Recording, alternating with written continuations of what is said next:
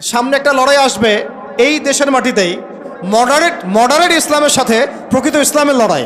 জামাত একটি moderate Democratic ইসলামী দল এবং সেজন্য সকলের সাথে আমাদের সম্পর্ক হচ্ছে, সকলের সাথে আমাদের সম্পর্ক বৃদ্ধি হচ্ছে। আপনারা খেয়াল করলে দেখবেন যে প্রতি সপ্তাহে একাধিক অ্যাম্বাসেডার আমাদের অফিসে আসছে অথবা আমার তাদের দাওয়াতে আমরা সেখানে যাচ্ছি, including Europe, America, east, West, সব কিছু। মডারেট ইসলাম মানে সুশীল মার্কা ইসলাম, বুঝেন নাই?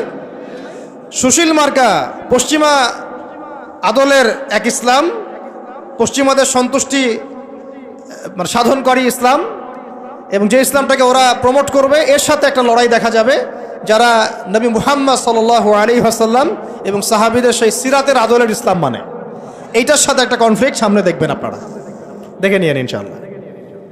কারণ আমরা খুব গভীরভাবে অবজার্ভ করছি বিষয়গুলো, যে যারা এতদিন পর্যন্ত সুযোগ সন্ধানী ছিলেন তারা এখন মডারেট ইসলামের দীক্ষায় দীক্ষিত হচ্ছেন। এই ইসলাম দিয়ে আল্লাহর জমিনে দিন কায়েম হবে না। ইসলামে আল্লাহর জমিনে দিন কায়েম করতে হলে সাহাবীদের ইসলাম নিয়ে আসতে হবে বাংলার জমিনে।